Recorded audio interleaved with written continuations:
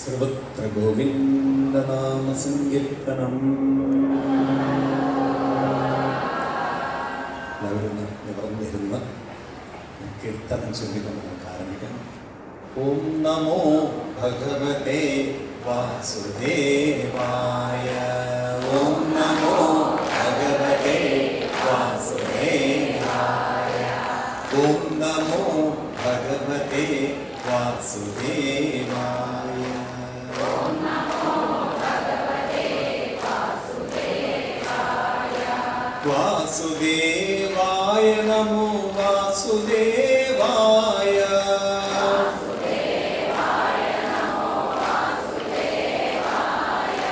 വാസുദേവായ നമോ വാസുദേവായ.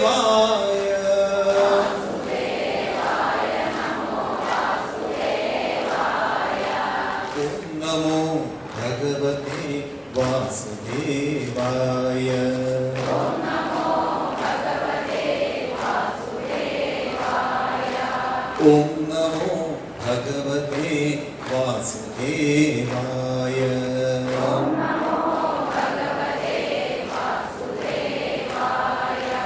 ഓം നമോ ഭഗവതേ വാസുദേവായ. ഓം നമോ ഭഗവതേ വാസുദേവായ. സർവത്ര ഗോവിന്ദനാമ സങ്കീർത്തനം.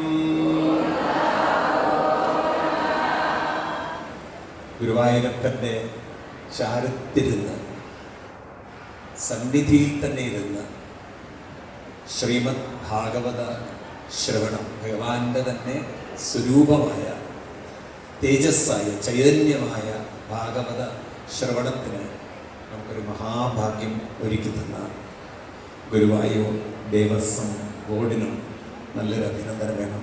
കാരണം ഗുരുവായൂരപ്പൻ്റെ ഈ ഓഡിറ്റോറിയത്തിൽ നമുക്കാണ് ആദ്യമായിട്ട് ഇങ്ങനെ ഒരു സപ്താഹം ചെയ്യാനുള്ള സുകൃതം ഭാഗ്യം ഭഗവാൻ ഒരുക്കി തന്നത്. ദേവസ്വം ബോർഡിൻ്റെ ആ ഒരു തീരുമാനം നല്ലൊരു അനുഗ്രഹമാണ്. അതിന് അക്ഷീണം പ്രവർത്തിച്ച പൈതൃകം ഗുരുവായൂർ സംഘടന കുറേ കാലമായി ഭാരതത്തിൻ്റെ പൈതൃകത്തെ പഠിപ്പിക്കുവാനും പ്രചരിപ്പിക്കുവാനും അക്ഷീണം പ്രവർത്തിക്കുന്ന കുറേ വ്യക്തിത്വങ്ങളുടെ അശ്രാന്ത പരിശ്രമമാണ്. അവരുടെ ഈ പ്രയത്നം ഗുരുവായൂരപ്പൻ തന്നെ സഫലമാക്കി. അങ്ങനെയാണ് നമുക്ക് ഇവിടെ ഇരുന്ന് ഈ ഭാഗവത ശ്രവണത്തിന് ഭാഗ്യം കിട്ടിയത്. പൈതൃകം കുടുംബാംഗങ്ങൾക്കും നല്ലൊരു അഭിനന്ദനം. ഇന്നിവിടെ 1008 അമ്മമാരുടെ സാന്നിധ്യത്തിലാണ് ഈ ഒരു താലപ്പൊലി വരവേറ്റത്. അമ്മമാർക്ക് എല്ലാവർക്കും കാരണം ഇതൊരു ഭാഗ്യമാണ്, ജീവിതത്തിൽ കിട്ടുന്ന ഏറ്റവും വലിയൊരു അനുഗ്രഹമാണ്. ഇന്ന് നമ്മളെ സംബന്ധിച്ച് ഇവിടെ ഒരു വലിയൊരു മഹാസമ്മേളനം തന്നെയാണ് നടന്നത്. കാരണം ഭാരതത്തിൻ്റെ ഇന്നത്തെ ലോകത്തിൻ്റെ തന്നെ ഇന്നത്തെ ഒരാവശ്യമായിരിക്കാം. നാം എല്ലാവരും ഹൃദയം കൊണ്ടൊന്നാണ്, ആത്മാവ് കൊണ്ടൊന്നാണ്, ഈ ഭൂമി ഒന്നാണ്, ഇവിടെ ഇരിക്കുന്ന വായുവും വെള്ളവും ചൂടും ഒക്കെ ഒന്ന് തന്നെയാണ്. അതുകൊണ്ട് നാം 5 വിരൽ പോലും വ്യത്യസ്തരാണെങ്കിലും ഒരു കൈത്തണ്ടയിൽ കോർത്തിരിക്കുന്ന പോലെ എല്ലാവരും ഒന്നാണെന്ന വീണ്ടും വീണ്ടും ഭാരതത്തിൻ്റെ ആ ഒരു വാസ്തുപതി പറഞ്ഞു. ഇത് ഭാഗവത ഉത്സവമാണ്. ഉത്സവം എന്നോ പറയുമ്പോൾ 2 കാര്യങ്ങൾ നിങ്ങളുടെ മനസ്സിൽ വരുന്നു. ഒന്ന് കൊടിമരവും, 2 കൊടി ഉയർത്തുന്ന ഒരു കയറും കൊടിയും. ഈ 2 സാധനങ്ങളും മനസ്സിൽ വരണം. ഒരു കൊടിമരമുണ്ട്, കയറ് കൊടിയും അങ്ങനെ ഉയർത്തും. ഇവിടെ എന്തിനാണ് ഭാഗവത ഉത്സവം എന്ന് പേരിട്ട് ചോദിച്ചു കഴിഞ്ഞാൽ നമ്മുടെയൊക്കെ മനസ്സ് കയറും. ആ കയറിൽ നിൽക്കുന്ന ഒരു കൊടി പോലെ നമ്മുടെ ചിന്തകൾ അങ്ങനെ താഴെ നിൽക്കുകയാണ്. ഇന്ന് നമ്മളൊക്കെ ഇവിടെ ഇരിക്കുന്നുവെങ്കിലും നമ്മുടെയൊക്കെ മനസ്സിൽ ഒരുപാട് പ്രശ്നങ്ങളും വിഷമങ്ങളൊക്കെ ഉണ്ട്. ലോകം നേരിടുന്ന 3 പ്രശ്നങ്ങൾ എന്താണ് എന്ന് ചോദിച്ചാൽ, ഒന്ന് ലോൺലിനെസ് ആണ് പറയും, ഏകാന്തത. മനുഷ്യരുടെ ഏകാന്തതയിലേക്ക് പോയിക്കൊണ്ടിരിക്കുകയാണ്. അതായത് ആരുമില്ല എന്നുള്ളൊരു തോന്നലിലേക്ക് മനുഷ്യൻ മാറുന്നതാണ്. ഏകാന്തത ഒരു വലിയ പ്രശ്നമാണ്. ഞാനിന്ന് സപ്താഹത്തിന് വേണ്ടി രാവിലെ ഇങ്ങോട്ട് ഇന്നലെ രാത്രി 11:00 എത്തിയത്. ചിലയിൽ സപ്താഹം കഴിഞ്ഞ് രാവിലെ ഇങ്ങോട്ട് വരാൻ വേണ്ടി നിൽക്കുമ്പോൾ ഒരമ്മയും കൊണ്ട് ഒരു മകൻ വന്നിരിക്കുകയാണ്. ഒരമ്മ ഏകാന്തതയിലേക്ക് വീണുപോയി. അമ്മ പല മരുന്ന് കഴിക്കുന്ന ഒരു കാര്യങ്ങളൊക്കെ പറയരുതല്ലോ. ഇതാ അമ്മയുടെ മാത്രം കാര്യമില്ല. അപ്പോൾ നമ്മളൊക്കെ ഇവിടെ ഇരിക്കുമ്പോൾ മനസ്സിലാക്കണം, നാളെ നമ്മളാരും ഏകാന്തതയിൽ വീണു പോകരുത്. അപ്പം നമ്മുടെ മനസ്സാകുന്ന കൊടിയെ ഭാഗവതമാകുന്ന കയറുകൊണ്ട് ഗുരുവായൂരപ്പനാകുന്ന ആ ഒരു കൊടിമരത്തിൽ നമ്മൾ ബന്ധിപ്പിക്കുന്നത്. ഇവിടെ ഗുരുവായൂരപ്പനാണ് ആ കൊടിമരം, ഭാഗവതമാണ് കയറ്, മനസ്സാണ് കൊടി. ഈ ഭാഗവതമാകുന്ന കയറുകൊണ്ട് 7 ദിവസം കൊണ്ട് ഗുരുവായൂരപ്പനോട് ചേർത്ത് കെട്ടാൻ, ഈ കൊടിയാകുന്ന മനസ്സിനെ ആ കൊടിയാകുന്ന മനസ്സിനെ ചേർത്ത് കെട്ടാനാണ് ഗുരുവായൂരപ്പൻ്റെ ഓഡിറ്റോറിയത്തിൽ ഭഗവാന്റെ ചാരത്തിരുന്ന് നാം ഭാഗവതം കേൾക്കുന്നത്. 7 ദിവസം കഴിഞ്ഞാൽ നിങ്ങൾ ഒറ്റയ്ക്കല്ല, കൂടെ ഗുരുവായൂരപ്പനുണ്ടായിരിക്കും. ഏകാന്തത ഒരു വലിയ പ്രശ്നമാണ്. രണ്ടാമത്തെ ഒരു പ്രശ്നമാണ് സുരക്ഷിതത്വം. മനുഷ്യനെന്ന് സുരക്ഷിതരല്ല. പ്രത്യേകിച്ച് നമ്മുടെ കുട്ടികൾ, വളർന്നു വരുന്ന കുട്ടികൾ. നമ്മുടെ കേരളം ആകെ മാറിക്കൊണ്ടിരിക്കുകയാണ്.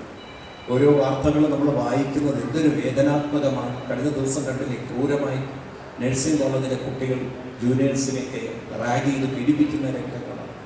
അതുപോലെ തന്നെ നമ്മുടെ കഴിഞ്ഞ ദിവസം വലിയ ഒരു ഞാൻ പറയാൻ പാടില്ല, ഒരു നാണമില്ലാതെ തന്നെ മന്ത്രി പറയുകയാണ്, കേരളത്തിൽ ലഹരിയുടെ ഉപയോഗം ക്രമാതീതമായി വർദ്ധിച്ചിരിക്കുന്നു, ഞങ്ങൾക്കത് അറിയാമെന്ന് ഒരു മന്ത്രി തുറന്നു പറയുകയാണ്. ക്രമാതീതമായി വർദ്ധിച്ചിരിക്കുകയാണെന്ന്, അതായത് പല ഭാഗത്തു നിന്നും ഒഴുകുന്നു എന്ന് പറയുകയാണ്. അപ്പം നാളെ നമ്മുടെ കുട്ടികൾ സുരക്ഷിതരല്ല. ആരൊക്കെയോ ലഹരി അടിമപ്പെട്ട് ഇപ്പോൾ ഉത്സവ പറമ്പുകളൊന്നും ഒരു സുരക്ഷിതര. ആന എപ്പോഴും അടയാന്നറിയില്ല. ഈ ആവേശങ്ങളൊക്കെ കാണിച്ച് ആനയെ പോലും പ്രകോപിപ്പിക്കുക. ഈ ലഹരിയിൽ അടിമപ്പെട്ട ചെറുപ്പക്കാര് ഒരു അരക്ഷിതാവസ്ഥ സമൂഹത്തിൽ ഉണ്ടാക്കുന്നുണ്ടോ? നമ്മുടെ ഗുരുവായൂരൊക്കെ ഇനി എത്ര കാലം സുരക്ഷിതമായിട്ടിരിക്കും നമുക്ക് അറിയില്ല.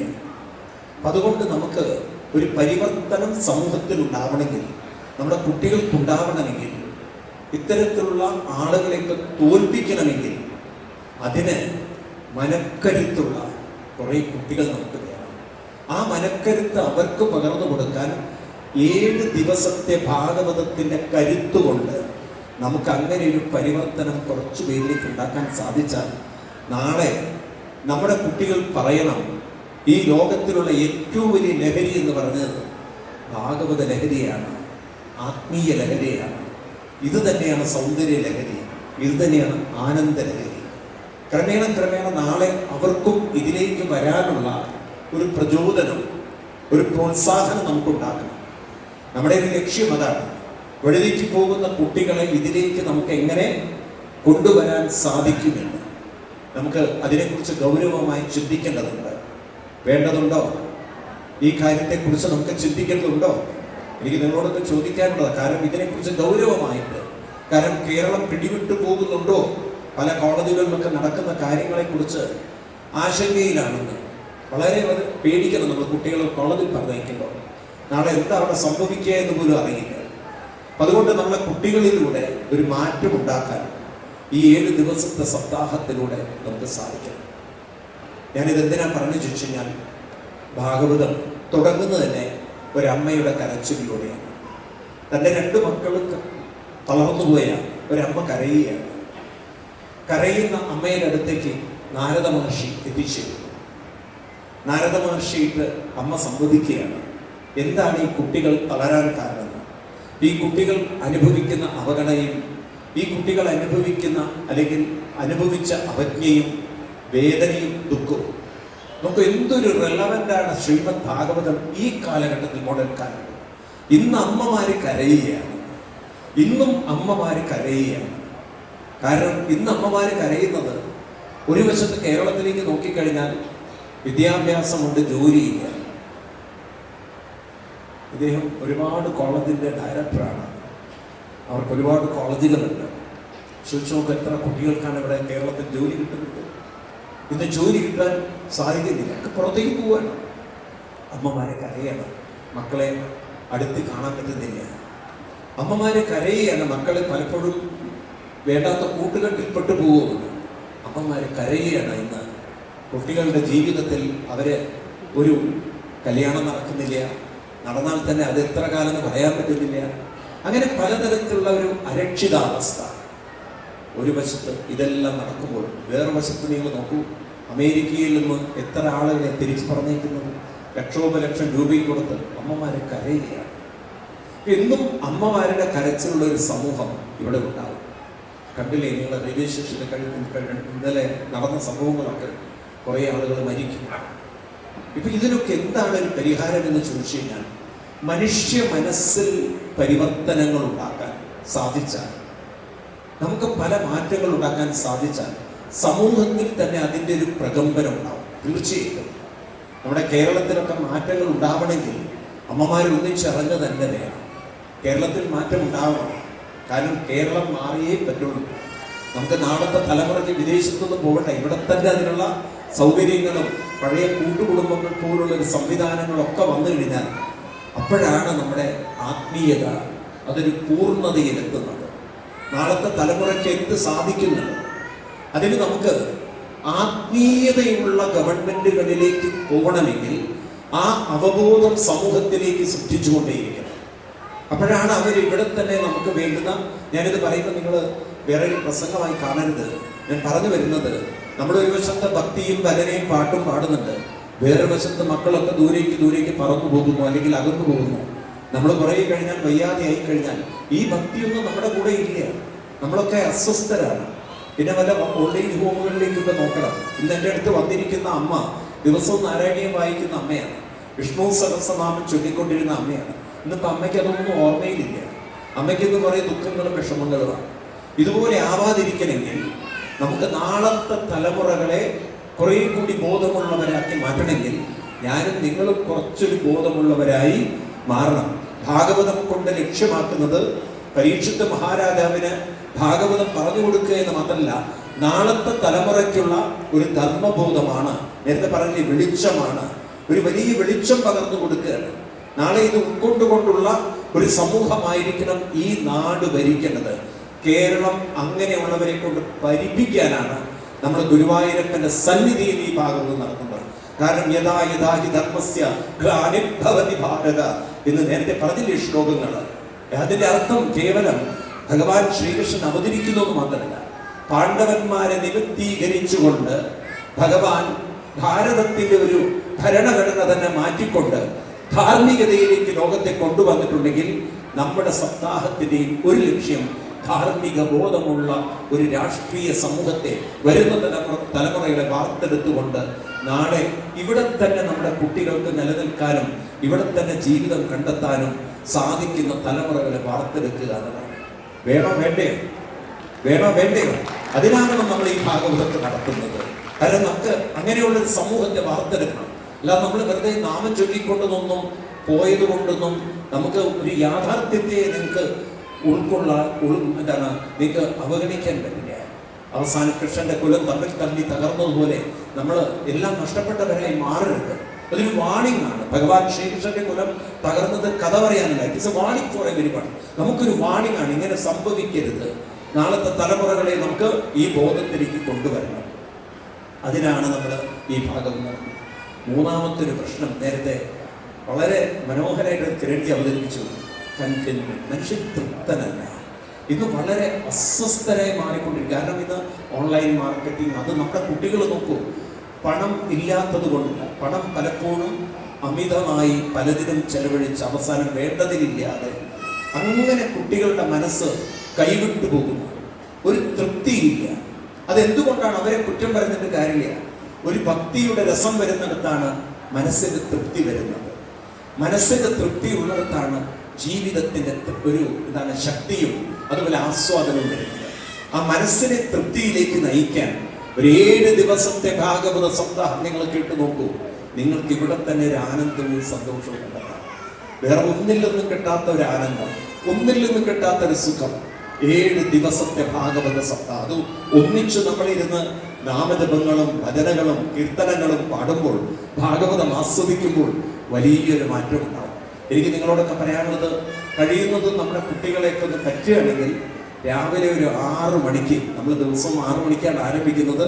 ഇവിടെ വിഷ്ണു സഹസ്രനാമത്തിന് കൊണ്ടുവരികയാണെങ്കിൽ, സാധിക്കുകയാണെങ്കിൽ അതിൻ്റെ ഒരു തരംഗം, അതിൻ്റെ ഒരു വൈബ്രേഷൻ, അതിൻ്റെ ഒരു എനർജി ലെവൽ, അത് മനസ്സിലുണ്ടാക്കുന്ന ഒരു സ്വാധീനം അത്ഭുതകരമാണ്. ഒരു 7 ദിവസം കൊണ്ട് ആ മർമ്മരം നമ്മുടെ ഉള്ളിലേക്ക് കടന്ന് അതിങ്ങനെ ശിരസ്സുകളിലേക്ക് അങ്ങനെ ഇറങ്ങിച്ചെന്ന് കുറേ കഴിഞ്ഞാൽ ഈ മദ്യപാനികളൊക്കെ ഉണ്ടല്ലോ നമ്പാവുന്നത്, ബ്രെയിൻ അങ്ങോട്ട് നമ്പായി മാറുന്നത്. അതുപോലെ നമ്മുടെ ബ്രെയിൻ അവിടെ നമ്പായി എല്ലാ തോട്ട്സുകളും പ്രോസസ്സുകളൊക്കെ അവിടെ നിന്ന് വേറൊരു ആനന്ദത്തിലേക്ക്, ലഹരിയിലേക്ക്, ഒരു സുഖത്തിലേക്ക് നമ്മൾ നയിക്കുന്നത് നിങ്ങൾക്ക് കാണാൻ പറ്റും. അപ്പൊ നിങ്ങളുടെ ഉള്ളിലുള്ള തോട്ട് പ്രോസസ്സിനെ മുഴുവൻ ഏതൊരു ശക്തി പിടിച്ചു വെച്ചുകൊണ്ട് പിന്നെ അതിനെ മുഴുവൻ ഒരു ഡിവൈൻ, ഒരു പോസിറ്റീവ് എനർജിയിലേക്ക് കൺവേർട്ട് ചെയ്യുന്ന ഒരവസ്ഥ നിങ്ങൾ രാവിലെ 6 മണിക്കൂടെ വന്നു നോക്കപ്പോൾ നിങ്ങൾക്ക് കാണാൻ പറ്റും. 7 ദിവസം കൊണ്ട് നമുക്ക് ഈ തലച്ചോറിനകത്ത് ഒരു വലിയൊരു മാറ്റം ഉണ്ടാക്കാൻ അതുകൊണ്ട് സാധിക്കും. അപ്പൊ നമുക്ക് തൃപ്തിയുള്ളവരായി മാറണം, ശക്തിയുള്ളവരായി മാറണം, അതുപോലെ നാളത്തെ തലമുറയ്ക്ക് വെളിച്ചം പകരുന്നവരായി മാറണം.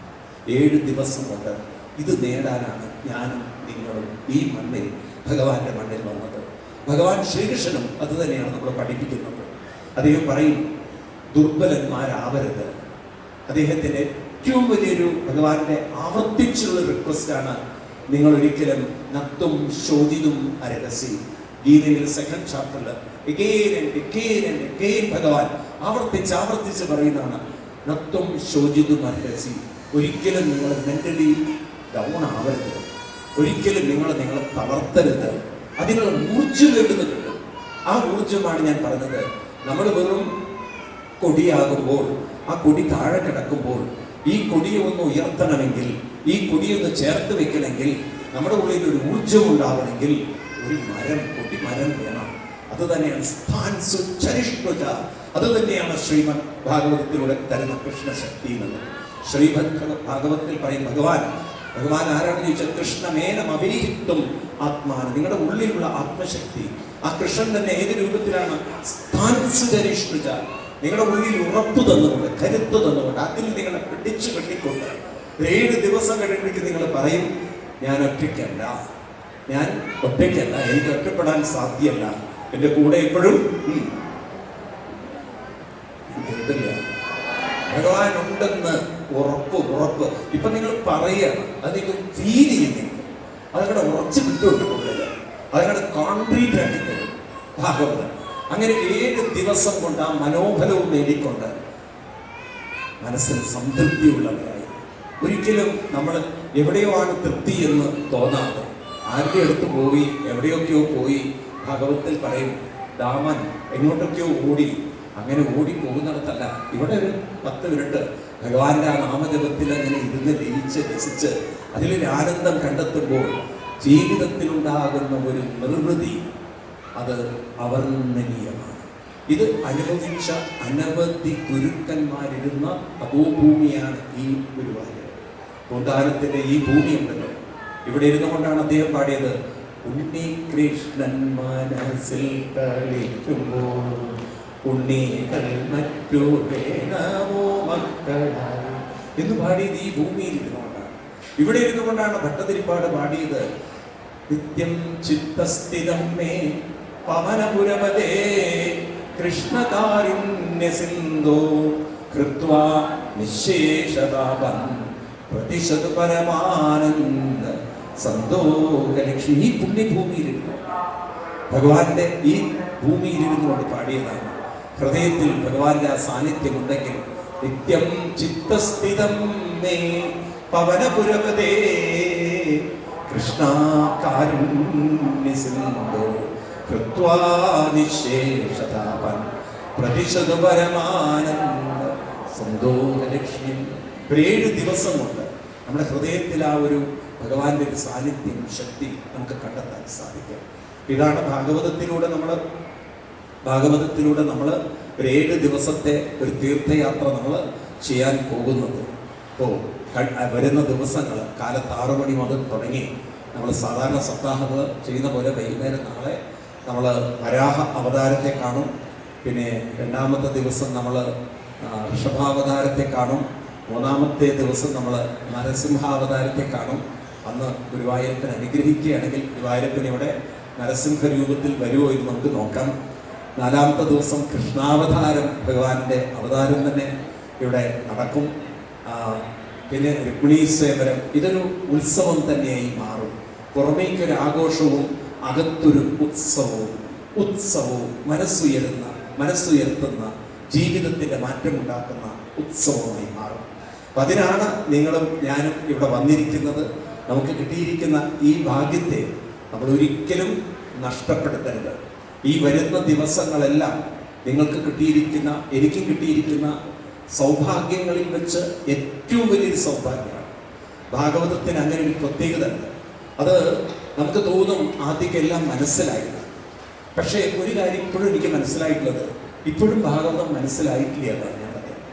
കാരണം ഓരോ പ്രാവശ്യം വായിക്കുമ്പോഴും, ഓരോ പ്രാവശ്യം പറയുമ്പോഴും, ഓരോ ഓഡിയൻസിനോട് പറയുമ്പോഴും മീനിങ് വളരെ ഡിഫറെൻ്റാണ്.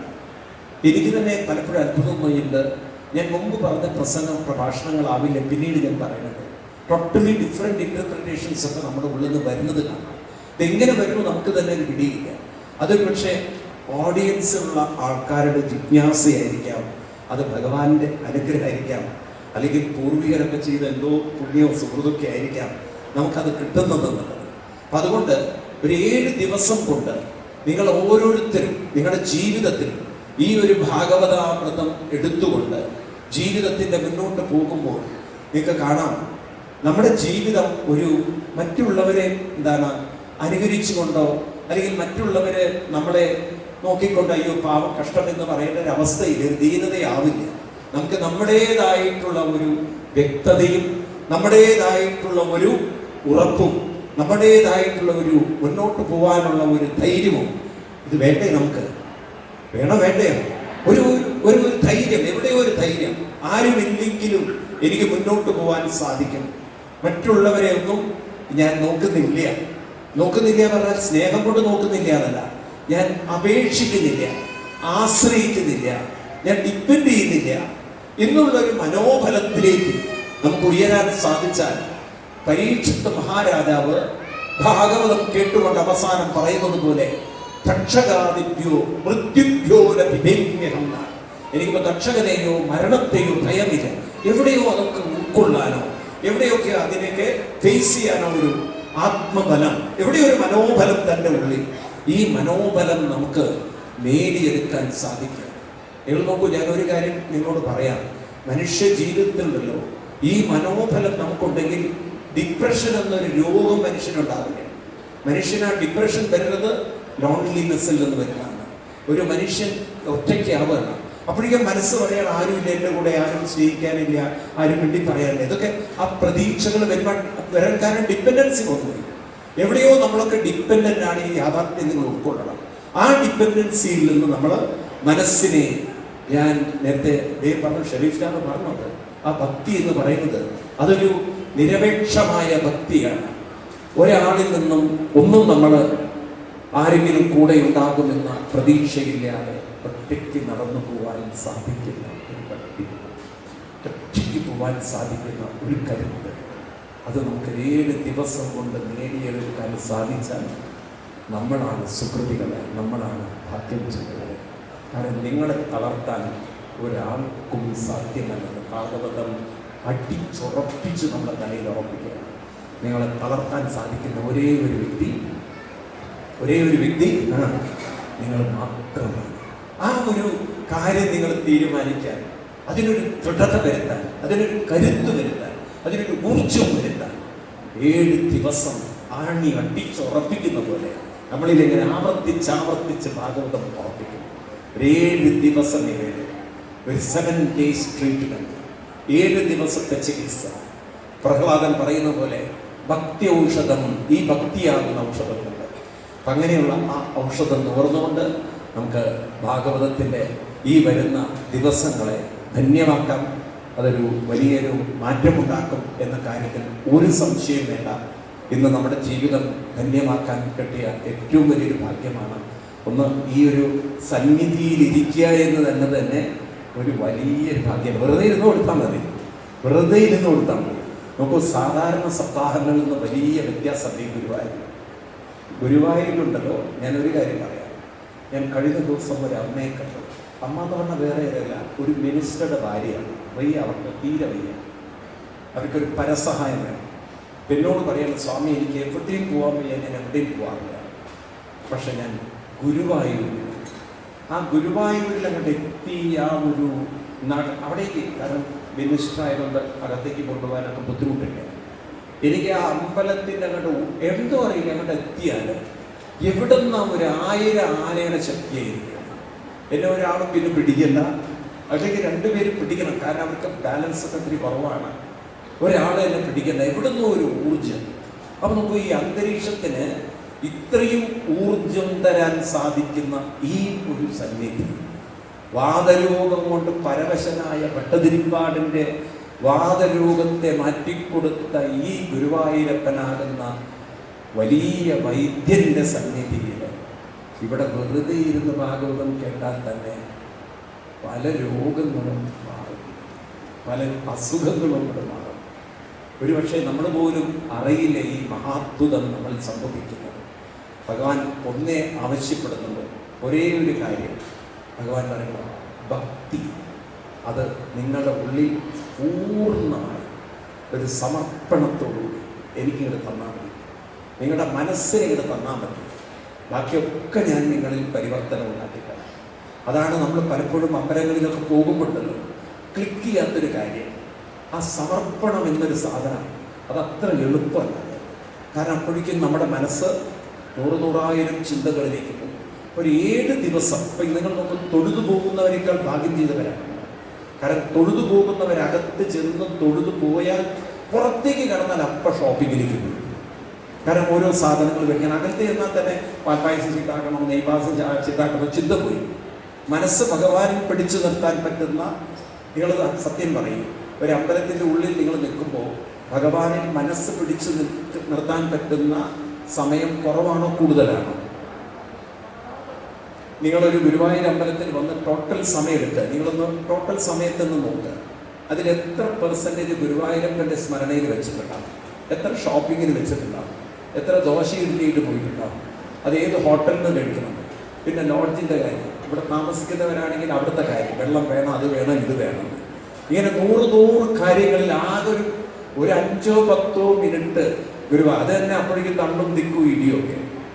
നിങ്ങൾക്ക് ഒരു 7 ദിവസം ഒരു ചിന്തയില്ല പൂർണ്ണമായി ഭഗവാനിൽ മനസ്സ് സമർപ്പിക്കാൻ സാധിക്കുന്ന ഇത്രയൊരു അവസരം ഗുരുവായൂരപ്പൻ ഒരുക്കി തന്നത് ഇതിൽക്കൊരു ഭാഗ്യം, അന്ധഭാഗ്യം ജനാന എന്ന് പറയുന്നത് ഇത് തന്നെയാണ്.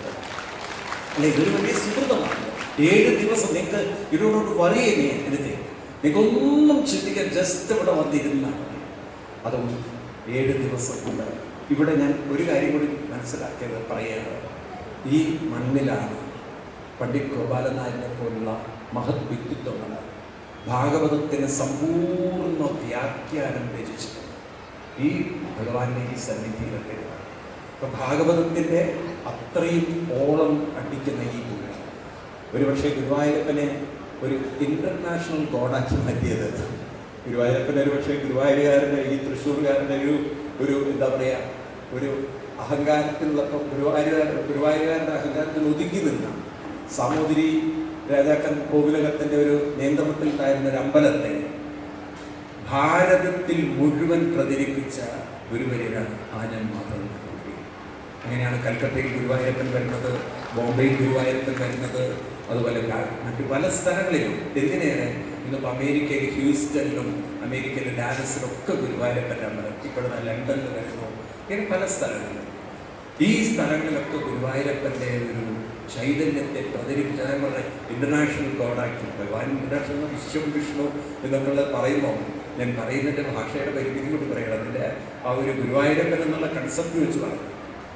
അപ്പോൾ പറയുകയാണ്, അങ്ങനെ തപസ്സികളായ ആനൻ മാധവൻ നമ്പൂതിരി, അനവധി ഗുരുക്കന്മാർ, എത്രയെത്ര ആളുകൾ, ഇവരൊക്കെ ഈ തപസ് ചെയ്ത് ഗുരുവായൂരപ്പൻ്റെ മുന്നിലിരുന്ന് ഭാഗവതം വായിച്ച ഈ പവിത്ര ഭൂമിയിൽ, അതിൻ്റെ ഓളം തട്ടുന്ന അല്ലെങ്കിൽ അതിൻ്റെ അലകൾ മുഴുങ്ങുന്ന ഈ ഭൂമിയിൽ ഇരുന്ന് ഭാഗവതം കേൾക്കാൻ സാധിക്കുന്ന ഒരു ഭാഗ്യം, അത് അവർണ്ണനീയം തന്നെയാണ്. ഞാൻ ദീർഘിപ്പിക്കുന്നില്ല. വരുന്ന 7 ദിവസങ്ങൾ നമുക്ക് ധന്യമാക്കണം, അനുഗ്രഹീതമാക്കണം, ജന്മം പവിത്രമാക്കണം, ജന്മം പൂർണ്ണമാക്കണം. ഒരു ഉറപ്പോടുകൂടി നമ്മൾ ഈ ഒരു 7 ദിവസം സത്താൻ കഴിയുമ്പോൾ പോകുമ്പോൾ എനിക്ക് ഉറപ്പാണ്, ഞാൻ ഒറ്റയ്ക്കല്ല, ഗുരുവായൂരപ്പൻ കൂടെ